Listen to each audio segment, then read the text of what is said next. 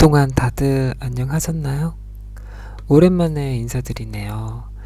친구와 여행을 좀 다녀왔어요. 스페인의 마요카라는 섬인데 다녀온 사람마다 피드백이 너무 좋은 거예요. 뚜껑을 열어보니까 여기가 독일인지 스페인인지 헷갈릴 정도로 독일 관광객이 엄청 많더군요. 지상 낙원이 따로 없더라고요. 바다와 풍경, 공기까지 꿈결 같은 황홀한 시간이었어요. 알고 봤더니 타임즈에서 최고의 휴양지로 선정될 만큼 세계적으로 명성이 자자하더군요. 이 나이 먹도록 나만 모르고 뒷북치는 게 의외로 너무 많아서 스스로 놀랄 때가 있어요. 제가 여행이라면 환장하거든요.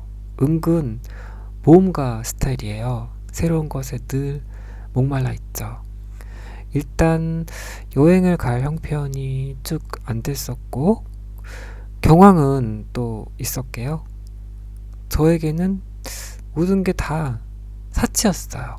괜히 생각했다가 속만 쓰리고 감질나서 아예 신경을 꺼둔 거죠. 여권 없이 3개월마다 외국인 당국 문지방이 닳도록 들락거릴 동안 얼마나 몸이 닳고 근질거렸겠어요. 그래서 패션스쿨 재학 시절 다녀온 수학여행을 결코 잊을 수가 없어요. 독일은 학교 시스템이 굉장히 복잡해요. 대입 준비 고등학교가 따로 있고 기술이나 자격증을 목적으로 한 직업 전문 학교가 따로 있죠. 제가 입학한 곳은 직업 전문 학교였는데 공부를 하고 싶어서 신청한 건 아니었어요.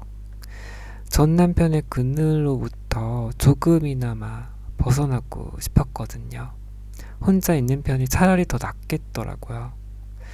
패션 스쿨이다 보니까 포트폴리오를 제출해야만 했죠. 전 그 당시에도 병원에 있었거든요. 신청 마감일이 한 달도 안 남은 시점이었는데 내년을 기약하기가 너무 싫었던 거예요. 마침 그동안 제가 아트 테라피를 받으면서 그렸던 그림들이 있었더랬죠.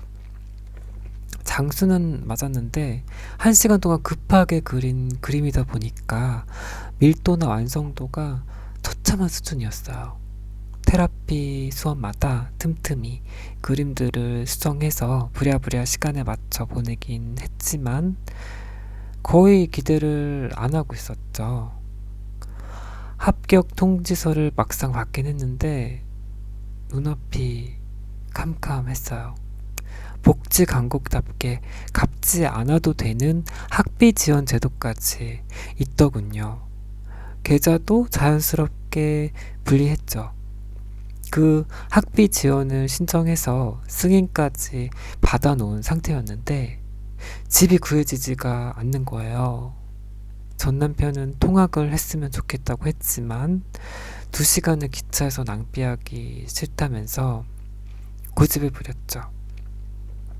우여곡절 끝에 입학 일주일 전 지하 단칸방 하나를 얻을 수 있었어요.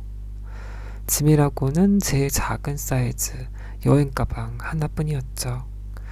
동굴처럼 어둡고 낡아빠진 싸구려 가구들에 주방조차 없어서 집보다는 아지트 같았어요. 집 꼬라지가 어떻든지 해방감에 마냥 기뻤던 것 같아요. 문제는 돈이었죠. 학비가 무료라지만 방세랑 수도 전기세를 내고 나면 꼴랑 10만원 정도가 남는 거예요. 한 달 동안 식비만으로 허리가 끊어질 지경인데 재료비 좀 많이 드냐고요. 아르바이트를 하려고 했지만 일 구하는 것도 여의치 않은 데다가 학교 수업이 엄청 빡세더라고요. 아침에 갔다가 다 저녁이 돼서 집에 왔으니까 매일 파김치 상태였던 거예요.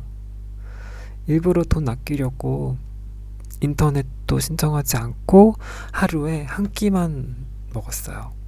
아침에 사과 하나, 점심에 바나나 한 개, 저녁에 겨우 챙긴 한 끼라는 게 늘 파스타나 볶음밥이었죠. 여기 면류가 정말 싸고 시판 소스 맛도 나쁘지 않다지만 하루 이틀도 아니고 올라오더라고요. 인스턴트 음식은 먹을 때마다 속 부대끼고 두드러기까지 피는 거예요.